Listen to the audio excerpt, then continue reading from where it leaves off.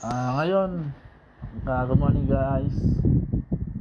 Ngayon pauwi na tayo ngayon. Galing tayo sa trabaho sa Tollway, MCX, malapit sa Ibiya. Ngayon going to Alabang na tayo. Ito pala yung way na to dito sa loob ng Ayala Filimbes. Ito yung alternative route para makaiwas din sa traffic. Kaso nga lang dito, may time lang talaga na medyo mabagal gawa ng traffic, stoplight po natin. Pero kung sa safety naman, safety dito kasi kumbaga sa loob tayo ng exclusive village, di ba? Ito nga pala yung gilid ng Ayala Alabang. Itong tinatawag na Petron Commerce, malapit.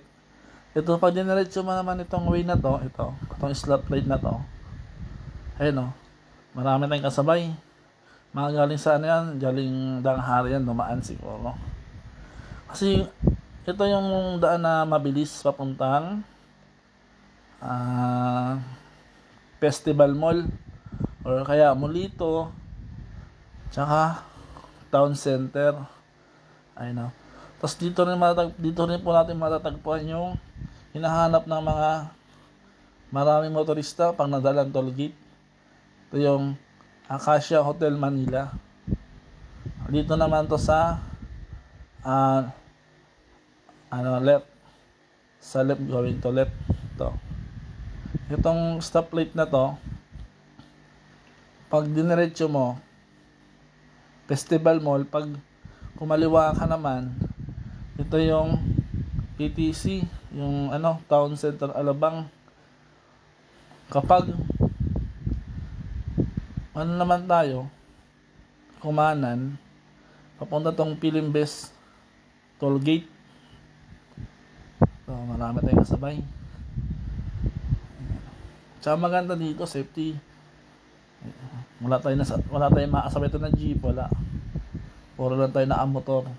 Ang motor, kotse, mga private vehicle. Yan malimalas din lang.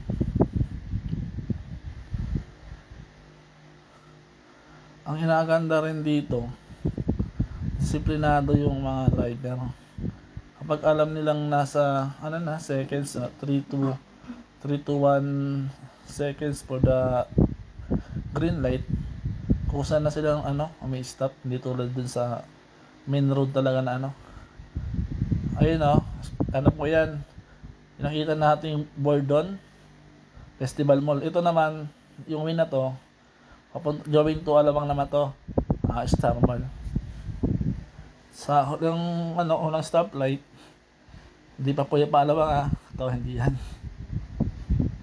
Yung pangalawa naman dyan sa Crimson Hotel stoplight, dyan naman tayo kakanan, going to Alabang Star Mall.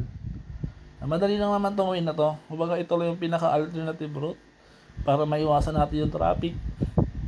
Siyempre alam naman sa Alabang sa Pote Road, sobrang traffic. Dito tayo kakanan. Yan, yun yung service road natin. Yan. Yung nakikita natin sa kaliwa, na po yan? South Station.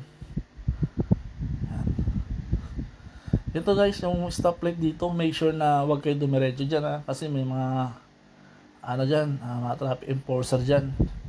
Kasi bawal kasi dyan mag-U-turn. Yan, bawal mag-U-turn dyan. Dyan, lagi silang atako dyan. Yan Yan. Ito, may mga police dito. Ito naman sa police station ng PCP5 ng Muntinlupa. Ito, andito na tayo ngayon sa sinasabi ng junction. Yung tanan na natin yung Star Mall. Dito make sure na dandahan lang tayo dito magpaandang gawa nung maraming tumatabi dyan bigla-bigla. Kailangan slow lang tayo dyan. Slow down lang tayo. Yan.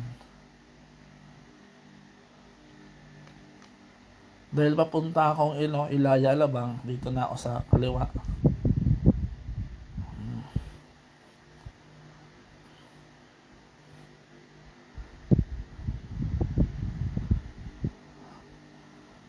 Tapos dito sa ilalim ng overpass, kakaliwa tayo dyan. Kasi pag diniretso kasi natin to, papunta na kasi yung Laguna, San Pedro, City Hall ng Muntinlupa. Yan, ito yon. Itong U-turn na to, guys, kailangan naging alerto tayo dito kasi blind spot din to. Tapat to ng Star mo Alabang. Alright.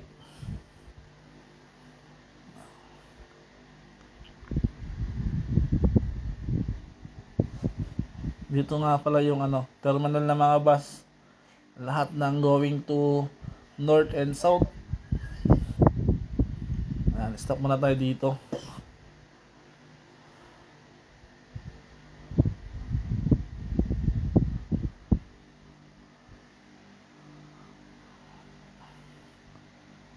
May inantay lang tayong kasama natin sa trabaho, mukhang maliligaw ata. Ayan na, nakita ko na siya.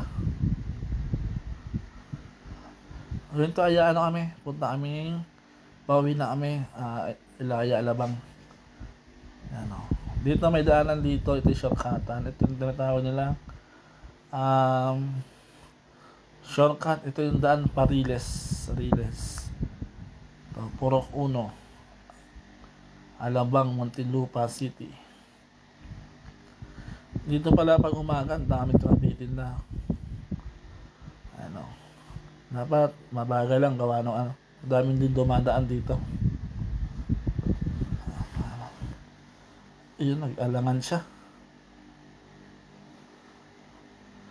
Rilis na sa rilis,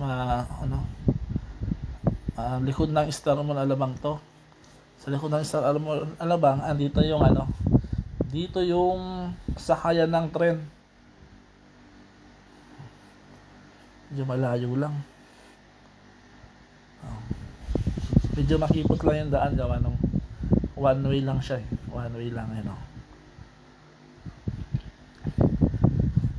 Yan sa kaliwa na ito, dyan yung Star Mall. Yung sa kanan naman, yun yung papuntang palengke. Ito na yung Ilaya Alabang. Pauwi na tayo galing trabaho, mga kadyas.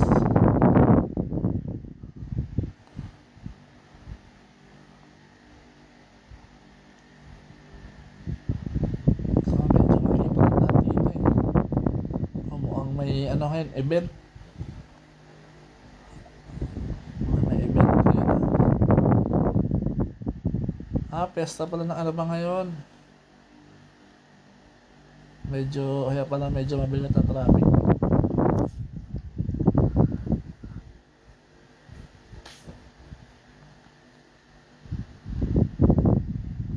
Oo nga, pesta.